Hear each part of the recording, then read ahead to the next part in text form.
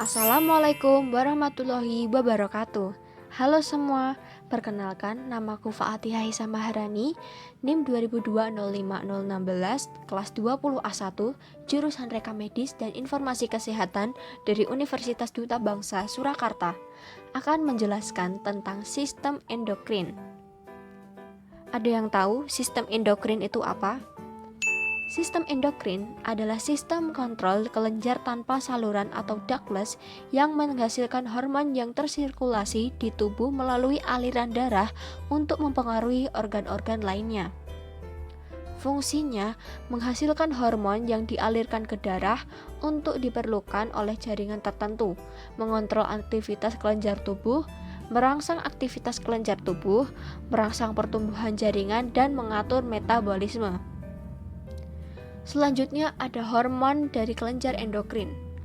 Hormon adalah zat kimia yang disekresikan ke dalam darah oleh satu atau kelompok sel, menimbulkan efek fisiologis pada sel tubuh lain atau reseptor. Fungsinya memberikan sinyal ke sel target yang selanjutnya akan melakukan suatu tindakan atau aktivitas tertentu. Cara kerjanya yang pertama parakrin adalah efek di sel sekitar atau melalui difusi. Yang kedua autokrin adalah efek di sel penghasil atau melalui difusi. Yang ketiga adalah endokrin, yaitu efek di sel yang jauh atau melalui sirkulasi atau sistem peredaran darah. Lalu kelenjar endokrin itu ada banyak loh. Ini dia macam-macam kelenjar endokrin. Yang pertama, kelenjar pineal. Kelenjar pineal adalah kelenjar di dalam otak yang berfungsi menghasilkan hormon melatonin. Hormon ini berperan untuk menimbulkan kantuk dan mengatur irama tidur alami atau irama sirkadian. Fungsinya menjaga kesehatan jantung dan pembuluh darah, mengatur ovulasi dan siklus menstruasi pada wanita, mempengaruhi mood dan perubahan suasana hati. Yang kedua, kelenjar hipotalamus. Hipotalamus adalah bagian dari otak yang mengeluarkan bahan kimiawi berupa hormon yang dibutuhkan oleh tubuh untuk membantu mengendalikan organ dan sel-sel tubuh. Fungsi dari hormon ini yang paling utama adalah homeostatis, yaitu memastikan dan mempertahankan semua sistem tubuh berjalan stabil. Fungsi lainnya untuk mengendalikan denyut nadi, suasana hati, kualitas maupun kuantitas tidur, dorongan seks, pelepasan hormon dari banyak kelenjar, termasuk dari kelenjar pituitari. Yang ketiga, kelenjar hipofisis. Kelenjar hipofisis atau yang biasa dikenal dengan kelenjar pituitari merupakan kelenjar berukuran kecil di otak yang berperan dalam memproduksi hormon-hormon penting di dalam tubuh. Hormon penting itu ada apa aja sih? Yaitu ada gonadotropin, somatotropin, tirotropik, kortikotropin, prolaktin, MSH, antidiuretik atau ADH, dan oksitosin. Ini dia tempat-tempat di mana kelenjar pineal, hipotalamus, dan hipofisis berada. Selanjutnya ada kelenjar tiroid. Kelenjar tiroid adalah kelenjar yang terletak di leher dan berfungsi untuk menghasilkan hormon tiroid yang mengatur metabolisme tubuh. Kelenjar ini menghasilkan hormon tiroksin untuk meningkatkan metabolisme energi dan kalsitosin yang mencegah pengeroposan tulang, menurunkan kadar kalsium dalam darah. Ini adalah gambar dari kelenjar tiroid.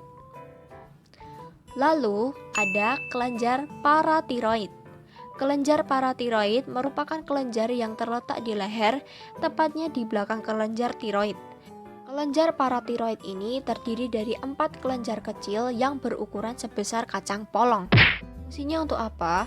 Fungsinya untuk mengatur pelepasan kalsium dari tulang ke aliran darah, mengendalikan penyerapan kalsium dari makanan atau minuman pada saluran pencernaan, merangsang pembentukan vitamin D pada ginjal, meningkatkan penyerapan kalsium di ginjal dan mencegah ginjal membuang kalsium melalui urin, membuat ginjal mengeluarkan fosfat melalui urin, dan meningkatkan kadar magnesium dalam darah.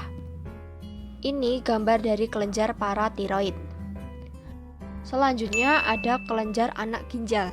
Bisa disebut juga dengan kelenjar adrenal, letaknya di atas ginjal. Kelenjar ini berbentuk triangular dan berbentuk kira-kira sepanjang 5 cm dan lebar 3 cm. Fungsi dari kelenjar ini yaitu memproduksi hormon yang mengatur metabolisme, sistem pertahanan tubuh, tekanan darah, dan respon terhadap stres yang penting untuk menopang kesehatan dan kualitas hidup. Kelenjar anak ginjal ini menghasilkan hormon. Di bagian korteks menghasilkan hormon aldosteron, kortisol, dan androgen. Di bagian medula menghasilkan hormon adrenalin. Ini dia gambaran letak dari kelenjar anak ginjal ini. Next ada kelenjar timus. Ini bukan makanan ya, ini kelenjar. Ingat, kelenjar timus adalah kelenjar yang terletak di tengah rongga dada, tepat di belakang tulang dada dan di antara paru-paru. Bentuknya menyerupai tabung kecil dan terdiri dari dua bagian yang berukuran sama. Kelenjar ini menghasilkan hormon timus. Fungsinya untuk apa? Untuk mengaktifkan pertumbuhan badan, mengurangi aktivitas kelenjar kelamin, dan sebagai imunitas tubuh. Ini gambar dan letak kelenjar timus. Gak ada mirip-miripnya sama timus loh ya. Next ada kelenjar pankreas. Pankreas berada di belakang rongga perut yang panjangnya 18-25 cm dan memiliki bentuk memanjang menyerupai ikan. Menghasilkan hormon insulin dan glukagon. Ini gambar untuk kelenjar pankreas. Selanjutnya ada kelenjar testis. Kelenjar ini hanya dimiliki oleh pria. Terletak di bagian interstitial atau bagian yang berisi cairan testis, dibentuk oleh sel-sel Leydig dan menghasilkan hormon. Hormonnya ada apa saja? Ada hormon relaksin, hormon testosteron, dan hormon testis.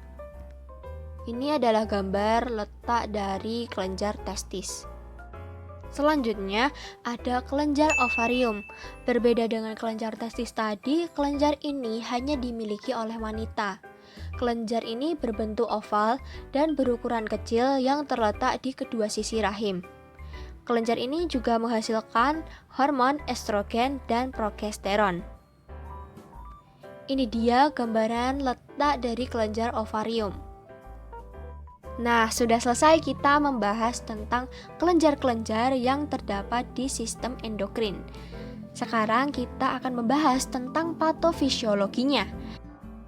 Yang pertama ada diabetes mellitus. Diabetes mellitus ini ketika pankreas tidak menghasilkan insulin yang cukup atau tubuh tidak dapat menggunakan insulin yang tersedia dengan optimal. Gejalanya haus atau lapar berlebih, kelelahan, sering buang air kecil, mual dan muntah, kenaikan atau penurunan berat badan. Penyakit ini bisa diobati dengan pola makan yang sehat, olahraga, dan mengonsumsi obat-obatan yang dianjurkan oleh dokter. Untuk penderita diabetes mellitus, jika punya luka akan sulit kering dan sembuh. Makanya kita harus menjaga kesehatan kita ya. Selanjutnya ada penyakit Addison. Penyakit ini ditandai dengan penurunan produksi kortisol dan aldosteron akibat kerusakan kelenjar adrenal.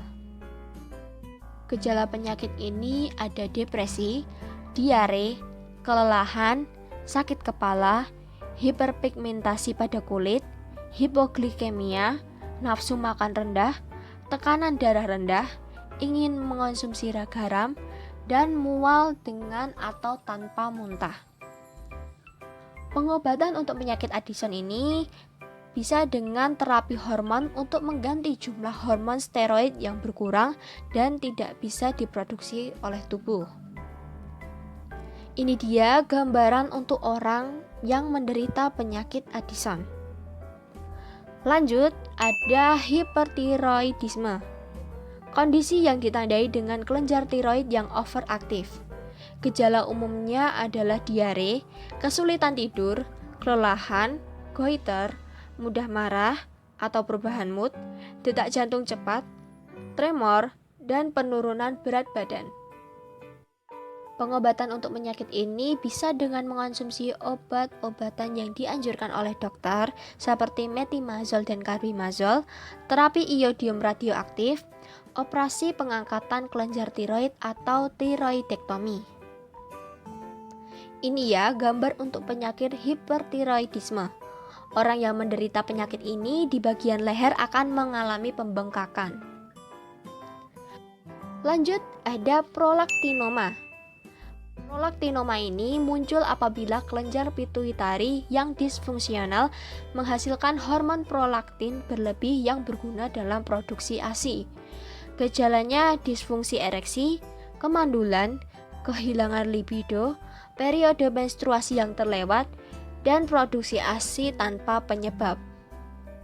Pengobatannya dapat menggunakan obat-obatan seperti dopamine agonis, operasi atau transpenoidal dan transkranial, dan radioterapi. Ini adalah gambar dari kelenjar pituitari, tempat penyakit dari prolaktinoma.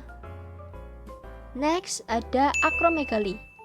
Gangguan ketika kelenjar pituitari menghasilkan hormon pertumbuhan yang berlebih, menyebabkan pertumbuhan yang berlebih terutama pada tangan dan kaki.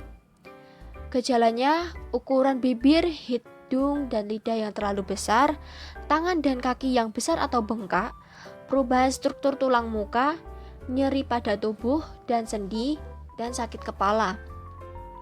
Pengobatannya bisa dengan pembedahan, obat-obatan seperti dopamine agonis, dan radioterapi.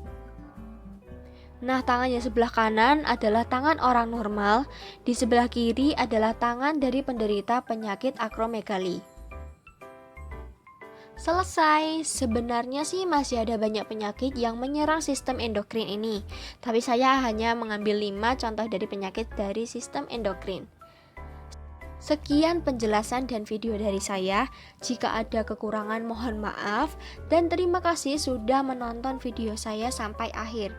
Wassalamualaikum warahmatullahi wabarakatuh.